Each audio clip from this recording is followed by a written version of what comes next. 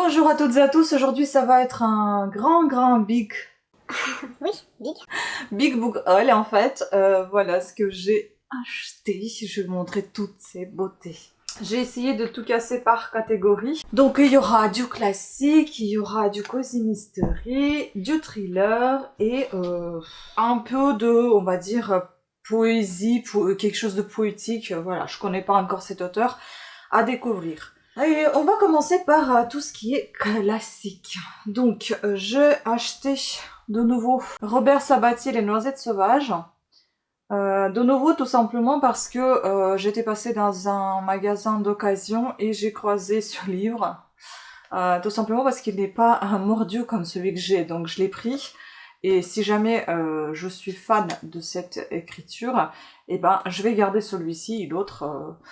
Soit je le mettrai dans la boîte aux livres, soit je le donnerai ou je le vendrai, enfin bon. Donc si vous voulez connaître un petit peu de quoi ça parle, donc ça c'est de l'occasion, que j'ai payé 99 centimes. Nous avons ici 284 pages, et comme à mon habitude, je vais vous lire quatrième de couverture. Je vais essayer d'enlever ça, mais c'est toujours très pratique avec les ongles fraîchement vernis. Bon bah je pense qu'on va le laisser parce que je vais abîmer la couverture. Je vais le laisser, tant pis. Olivier, le petit garçon des allumettes suédoises et des trois sucettes à la menthe, arrive à Sog, porte du Gévaudan. Là il rejoint les siens, le Pépé, maréchal Ferrand, la Mémé, leur fils Victor. Dans ce pays grandiose, chaque instant d'Olivier lui apporte une découverte, un émerveillement. Qui sont-ils, ces paysans farouches, ces artisans impliqués, ces pâtres pleins de mystérieuses connaissances? Olivier les découvre dans leur existence réelle, et il y a les originaux, les innocents, les joyeux drilles, et surtout le grand-père. Dans Les Noisettes Sauvages, Robert Sabatier a mis toute la tendresse qu'il porte en lui. Rarement nature et enfance sont apparus dans une telle luminosité. Tantôt drôle, joyeux, tantôt émouvant, poignant, pathétique, ce roman si riche de faits vrais, offre une rare fraîcheur, une délicieuse poésie. En fait, ce roman il fait partie d'une petite saga de 4 livres, donc Les Allumettes suédoises, le premier. Ensuite, nous avons, je crois, 3 sucettes à la menthe. Euh, Puis c'est les noisettes sauvages et ensuite c'est les fillettes chantantes. Il me semble que ça s'appelle comme ça. Donc à découvrir, donc un classique. Hein. Ensuite parmi les classiques j'ai pris aussi, vous savez les petits livres à 2 €. Je suis fan, enfin je suis pas fan de tout, mais il y en a que j'ai pris qui sont vraiment des grands classiques. Hein. Parmi lesquels on va retrouver Théophile Gautier, donc La Cafetière. Ce sont des petits livres en folio qui font même pas 200 pages, je crois. Voilà, 95 pages, même pas 100 pages en fait. Donc La Cafetière et d'autres et autres contes fantastiques. Un jeune homme fait un rêve étrange dans lequel il danse avec une femme qui se transforme en cafetière volante. Le jour de son ordination, un prêtre est tombé éperdument amoureux d'une mystérieuse jeune femme clarimonde. Un homme achète un pied de momie et se retrouve plongé dans un songe au cœur de l'Égypte des pharaons. Mais est-ce le fruit des rêves obsessionnels ou la réalité? Donc, vampire, succube, fantasme, cafetière dansante, 3 contes étonnants par l'inventeur du fantastique, un habit noir. Voilà, ces contes sont extraits de La Morte, Amoureuse, Avatar et autres récits fantastiques. Voilà, donc à découvrir. En tout cas, ça donne envie. Puis on a George Sand, Pauline. Je n'ai jamais lu George Sand. On en avait à la maison quand j'étais petite, beaucoup de George Sand, mais je ne l'ai jamais lu. Ici, nous sommes, je pense qu'on doit être à plus, voilà, nous sommes à plus de 100 pages. Donc toujours folio. Pauline était vêtue de brun avec une petite collerette, d'un blanc scrupuleux et d'une égalité de plus vraiment monastique. Ses beaux cheveux châtains étaient lissés sur ses tempes avec un soin affecté. Elle se livrait à un ouvrage classique ennuyeux, odieux, à toute organisation pensante. Elle faisait de très petits points réguliers avec une aiguille imperceptible sur un morceau de batiste dont elle comptait la trame fil à fil. La vie de la grande moitié des femmes se consume. En France, à cette solennelle occupation. à découvrir. Donc ici nous avons Aurore Dupin 1804-1876, connue en littérature sous le pseudonyme de George Sand, est une figure centrale de la littérature du XIXe siècle. Elle a activement travaillé à la diffusion d'idées où le progrès, la liberté, l'égalité et la justice le disputent à la place des femmes dans une société qu'elle souhaite entièrement renouveler. Voilà, à découvrir. Très envie. Ensuite, j'ai pris Émile Zola, Le paradis des chats et autres textes que j'ai jamais lu non plus, mais on en avait aussi à la maison, notamment Nana. Donc ici, on est à 132 pages. Le paradis des chats et autres textes. En 1874, Émile Zola, qui est déjà l'auteur d'imposantes fresques romanesques, fait paraître un recueil de textes brefs sous le titre de Nouveaux contes animaux. Sans restriction de genre, il y réunit avec une grande liberté fables, portraits, récits de souvenirs. Nous trouverons ici 5 de ses compositions à l'éclectisme délicieux, et où se rencontrent tour à tour un chat vagabond, un forgeron affairé, ou encore une jeune héroïne au grand cœur. Vous voyez, c'est tout ça, c'est un peu style, conte, hein, tout est un petit peu fantastique. Les contes, j'adore, et donc voilà, je suis bien tombée cette fois-ci.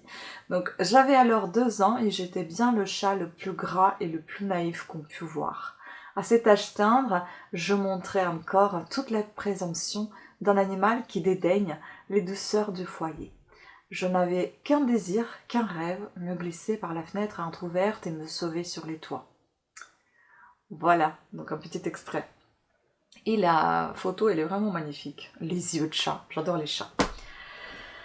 Franz Kafka, c'est assez spécial. J'ai déjà testé, j'ai essayé de lire son livre.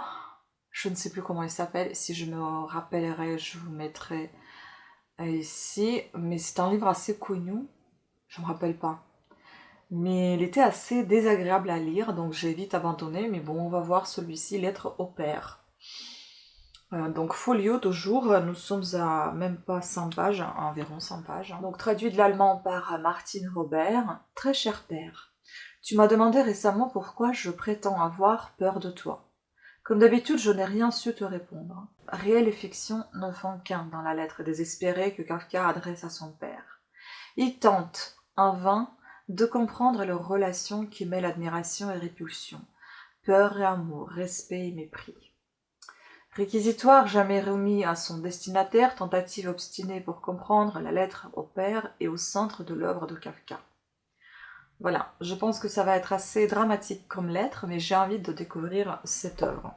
Guy de Maupassant, pareil, on en avait à la maison quand j'étais petite, mais j'ai jamais lu. Bon, évidemment, j'étais peut-être encore trop petite pour lire ce style d'auteur, mais aussi il faut dire que j'étais absolument pas fan de lecture quand j'étais petite. La lecture, je l'ai vraiment découverte à l'âge de 24-26 ans, et c'est là que j'ai commencé à apprécier à lire.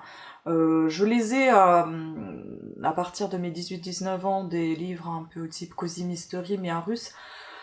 Et réellement, la littérature, je l'ai découvert en commençant par la littérature suédoise lors de mes études à l'université de la Sorbonne Paris 4, lors de mes études de langue suédoise.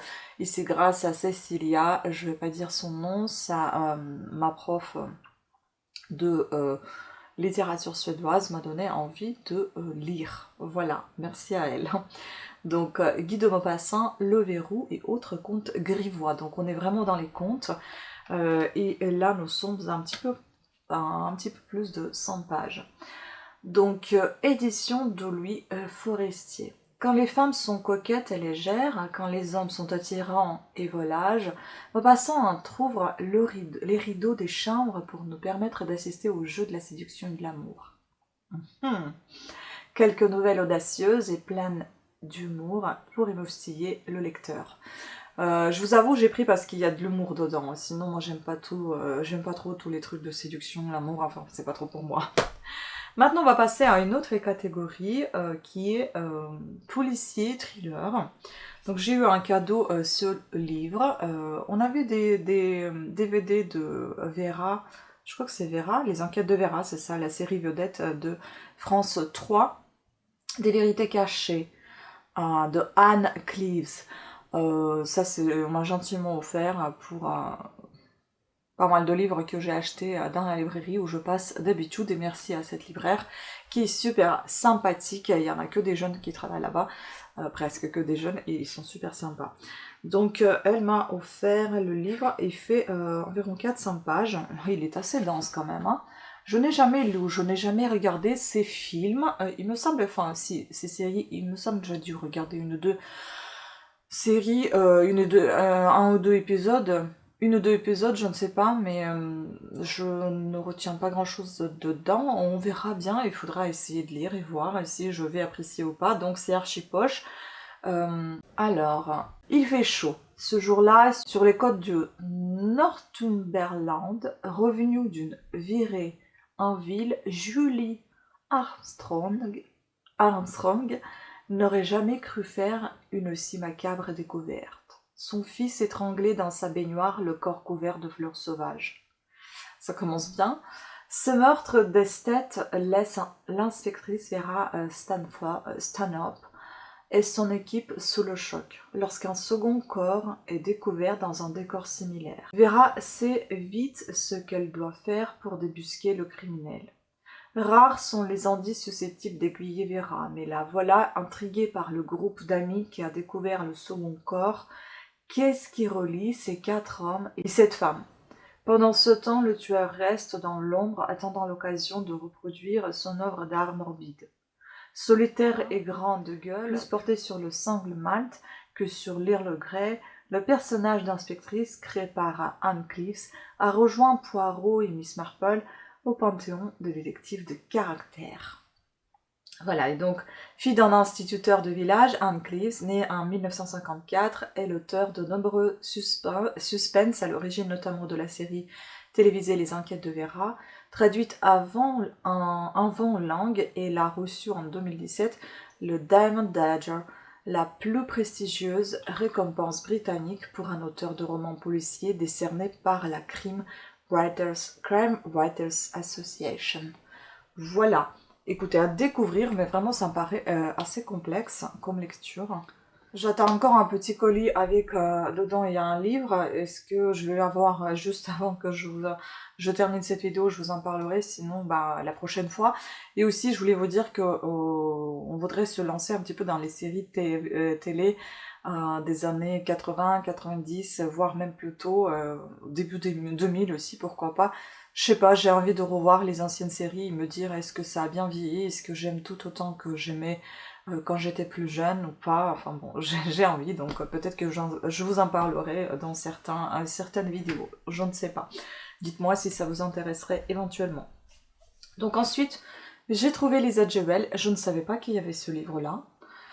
Pourtant, il n'est pas... Je sais pas s'il est si récent que ça. Et il me semble que je ne l'ai pas. 2021, il a été paru chez Brajlon. Et là, c'est Hauteville. Et nous sommes à 382 pages. Donc celui-ci, je ne l'ai pas. J'ai failli acheter un autre, un double, parce que je ne savais pas, mais c'était en fait une édition collector. Mais bon, je ne fais pas d'édition collector, sauf si c'est vraiment des ouvrages très très beaux, type Monsieur Toussaint Louverture. Oui, sinon, voilà. Je suis assez satisfaite des couvertures de livres que j'ai déjà dans ma bibliothèque. Donc ici, nous avons Lisa Jewell, Je serai ton ombre. Une dangereuse obsession, un secret mortel. Comme toujours, elle garde le suspense jusqu'au bout, c'est vraiment génial.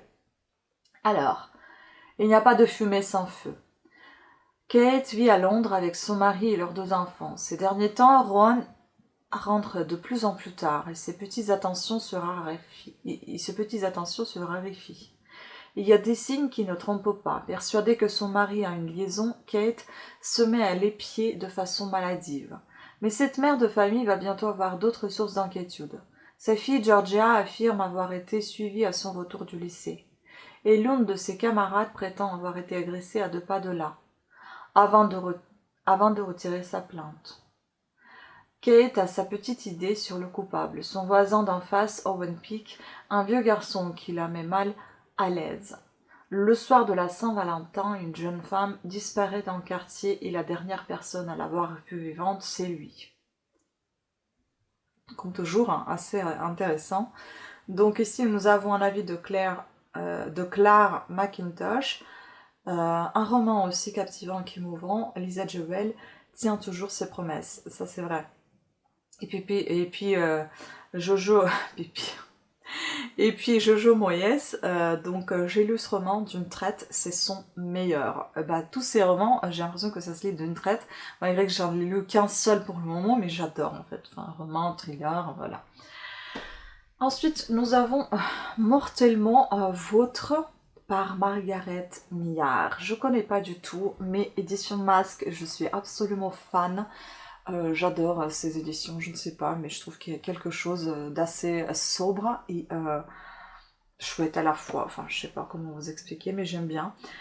Puis nous sommes un petit peu plus à 200 pages. J'aime beaucoup l'écriture, malgré que par moments elle peut être dense. Le police est assez agréable à lire. Je l'ai un petit peu abîmé en portant dans mon sac. Donc ici, voilà, je vous présente le bouquin, je vais le lire comme ça parce que du coup, je suis contre la lumière et c'est très foncé, donc je vois rien. Hélène Clairvaux, trentenaire richissime, vit recluse dans sa suite d'hôtels. Ses contacts avec le monde extérieur se limitent au notaire familial, Monsieur Blackshear, et aux rares lettres qu'elle échange avec sa mère. Alors quand elle reçoit l'étrange appel d'Evelyn Merrick, une amie de jeunesse dont elle ne se souvient pas, et qui prétend l'avoir vue dans sa boule de cristal, le front blessé et la bouche en sang, Hélène prend peur et supplie Blackshear de lui venir en aide. Mais quelque chose ne colle pas. Hélène est loin d'être la seule victime de ces appels terrifiants, et pourtant, si certains disent Evelyn folle alliée, d'autres la trouvent angélique. Qui est la véritable Evelyn ? Que cherche-t-elle? Et surtout, comment faire cesser ces appels aux conséquences parfois funestes? C'est glauquissime. Hein. La plume incisive de Margaret Millard nous entraîne dans les arcanes de la psychologie humaine et nous plonge dans un roman glaçant où les apparences sont toujours trompeuses. Traduction révisée de Igor Maslovski. Je vous disais que je n'aimais pas tout ce qui est roman psychologique qui me tape sur les nerfs et en fait j'en ai pris un. Bon, on verra bien. Ensuite, je suis tombée sous le charme de ce livre. Je vous avoue, la couverture m'a vraiment appelée. Regardez-moi ça, ça fait un peu à l'ancienne, ce rouge là, magnifique. Comme Cédric Cyr d'ailleurs, je crois. Il y a son livre Vendita, il me semble que ça s'appelle comme ça. Si je trouve l'image, je vous le mettrai là. Il est vraiment super beau. La tranche, elle est toute comme des branches en fait. C'est vraiment très très beau. Et moi, ça me fait penser vraiment à des livres à l'ancienne. Comme vous voyez, le sabatier, comme avant, on avait des tranches colorées comme ça. J'aime beaucoup, je trouve ça très très mignon. Et donc, Marc Lévy, si c'était à refaire, suivi de Un sentiment plus fort que la peur, donc format chez Pocket. Je n'ai jamais lu de Marc Lévy ces derniers temps, je n'arrête pas à acheter ses bouquins. Comme Guillaume Musso, pareil, avant je les connaissais sous plume de romanesque plutôt, et là je les découvre un peu dans style polar, thriller. Ça fait plaisir parce que je suis pas trop roman, et donc moi ça me plairait de les découvrir sous un autre angle. Par exemple, Marc Lévy, je l'ai jamais lu, mais Musso, je l'ai lu une fois et j'ai pas du tout aimé pas parce qu'il écrit mal, il écrit très très bien, mais c'est parce que c'était trop romantique pour moi. Je ne suis pas du tout romantique. Enfin, si, je suis un peu romantique, mais pas trop dans les bouquins. Les bouquins, j'aime bien quand ça aille directement au but. Donc ici, nous sommes à environ 800 pages. Il est assez gros ce bouquin quand même. Donc, si c'était à refaire, alors, New York, Andrew Stillman, reporter au New York Times, court au petit matin le long de la rivière Hudson. Dans une minute, il sera assassiné et pourtant, il reprend connaissance 2 mois plus tôt. Stillman doit désormais choisir entre mener à terme son enquête, sauver son couple, découvrir son assassin et déjouer le destin. Et donc le deuxième, Un sentiment plus fort que la peur. Après des mois de recherche, Susie Baker retrouve enfin l'épave d'un vieux Boeing sous les glaces du Mont Blanc. À l'intérieur repose un document crucial pour sa famille. À New York, Andrew Stillman se remet à peine de son agression, mais l'histoire de Susie Baker est si belle, ce qu'elle implique si énorme. Ce qu'elle implique si énorme qu'elle vaut peut-être le coup de risquer sa peau une deuxième fois. Franchement, c'est très, ça donne des frissons, donc on verra bien. Donc ici nous avons l'avis de Le Figaro littéraire, une large gamme d'émotions, de la passion, de suspense, de l'humour. Le Parisien donc haletant. Télé 7 jours, palpitant et instructif, c'est ce que j'allais dire justement, c'est assez palpitant. Et La Dépêche du Midi, donc à lire sans hésiter, c'est ce qu'on va faire. Voilà. Et puis restons dans les couleurs, je vais passer à une autre rubrique que je ne connais pas, parce que je ne connais pas l'auteur en fait, c'est Michel Pastoureau. J'ai découvert quand j'étais en train de payer un livre que je suis venue chercher, et j'ai découvert ces merveilles, je trouve ça magnifique, c'est super beau. Et donc il y en a encore en rouge, en jaune et le blanc qui va pas tarder à sortir, mais j'ai pris que 3 pour tester déjà. Ce sont les 3 premiers, ce sont les couleurs que je préfère, donc rouge et jaune ça atteindra un petit peu. Mais oui, j'aime le rouge, mais pas trop, pas énormément, donc voilà. En fait ce sont des histoires de couleurs, si vous voulez, ça va parler un petit peu de, voilà, donc tout ce qui est, édition déjà point, je vous ai pas dit, donc noir, bleu et vert. Ça se répète à chaque fois. Donc par exemple ici on va découvrir ténèbres, enfer, corbeau, encre, sable, deuil, élégance, modernité. Des origines à nos jours, une histoire de la couleur noire racontée par l'historien Michel Pastoureau. Moi j'adore tout ce qui est raconté par les historiens. C'est assez dense, hein. Je ne sais pas si ça va aller vite ou pas, ça dépend si je vais accrocher. Mais en tout cas ça donne vraiment envie de découvrir, et j'aimerais bien me lancer même dès maintenant parce que il faut que je refasse en fait, vous savez, comme je le faisais avant, lire plusieurs livres à la fois, parce que là je ne sais pas pourquoi mais j'essaie de terminer un bouquin, après commencer un autre, et du coup quand je bug sur un bouquin et je n'arrive pas à avancer, bah, je commence pas un autre et du coup la lecture est stoppée. Mais il faudra que je refasse ce que je faisais avant, c'était beaucoup plus productif et plus intéressant. Et donc ici nous avons pour le noir, pour la couleur noire, nous avons 270 pages et nous avons la table de matière derrière. Donc par exemple, mythologie des ténèbres aux couleurs, de la palette au lexique, la mort et sa couleur, l'oiseau noir, noir, blanc, rouge. Enfin, ça a l'air d'être super sympathique. Et donc c'était au commencement était le noir, et puis nous avons dans la palette du diable, par exemple, du 10e au 13e siècle, le diable et ses images, le diable et ses couleurs, un bestiaire inquiétant, dissiper les ténèbres, etc. J'ai l'impression que ça va être très intéressant. Et j'aime beaucoup ces couvertures assez sombres, sobres et classe. Donc, deuxième, c'est le bleu. Je sens que je vais retourner chercher les autres. Hein. Je vais commencer à lire, c'était déjà au moins le noir. Donc, histoire d'une couleur. Donc ici, ciel, indigo, azur, lapis lazuli, océan, préférence, paix, blues. Pareil, des origines à nos jours. Donc ici, nous avons, je pense, on doit être à peu près pareil, dans le même type. 234 pages ici. Le vert, donc verdure, émeraude, sinople, espérance, avarice, jeunesse, liberté, green attitude. Donc pareil, moins de 300 pages, et je pense que je vais quand même démarrer avec ce noir, et puis on verra bien si je retourne à chercher les autres. On m'a offert aussi gentiment ce petit marque-page. Ce que j'aime, c'est qu'il soit assez rigide et c'est assez pratique. On m'a également offert encore un tote bag. Celui-ci, il est fin, mais c'est pas très grave, je vais le garder. C'est gentil. Et puis donc on termine, j'accélère un petit peu parce qu'il reste plus que 4 minutes de la vidéo, sinon il faut que je recommence. Je termine par les Cozy Mystery qui sont ici. Donc j'ai repris, je ne savais pas que c'était déjà sorti, Agatha, Raisin 31 et 32. Il reste le dernier tome 33 et je ne sais pas quand est-ce qu'il va sortir. On a le soleil qui arrive en plein milieu, c'est génial. Bon, je vais vous déplacer comme ceci, sinon on est en plein soleil et c'est pas très beau. Donc je vous ai dit que je n'allais pas lire les 4e de couverture d'Agatha Raisin, sinon je découvre toute la suite. Donc c'est MC Beaton, Agatha Raisin. Donc l'enquête d'Agatha Raisin, Cusack, et puis Au Galop. Donc Au Galop c'est le 31 et le 32 c'est Cusack. Celui-ci, il est plus épais, il doit faire, Alban Michel toujours, hein, un petit peu plus de 300 pages. Et celui-ci, il fait autour de 300 pages.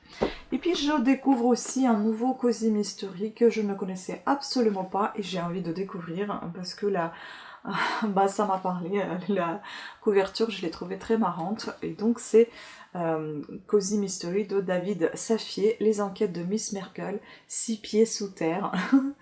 Donc un Cozy Mystery irrésistible par l'auteur aux 6 millions de lecteurs aux éditions City. Donc ici nous avons environ 400 pages. La couverture elle est trop belle, vous voyez, un petit peu en surbrillance. Et donc je vais vous dire ce qui est écrit. Mon Dieu, comme elle a appelé de ses voeux à notre meurtre, qui la préserverait non seulement de la nuit, mais aussi de ce genre de pensée. Donc, depuis qu'elle a pris sa retraite, à la campagne, Angela Merkel s'ennuie ferme. Désespérée, elle va jusqu'à se balader dans le cimetière du village. C'est là qu'elle tombe nez à nez sur le cadavre du jardinier enfoncé tête la première dans la terre. Le pauvre homme est littéralement en train de manger des pissenlits par la racine. Les policiers du coin, vraiment pas futés, concluent au suicide. Convaincue du contraire, indigne héritière de Miss Marple, Angela doit reprendre du service. Ravie d'avoir enfin d'autres occupations que d'aller chez le coiffeur ou de chanter du Nina Hagen sous sa douche, l'ancienne chancelière est sur le pied de guerre. Mais entre un directeur de pompe funèbre un peu trop séduisant, un sataniste foldingue et un comptable véreux, les suspects sont légion.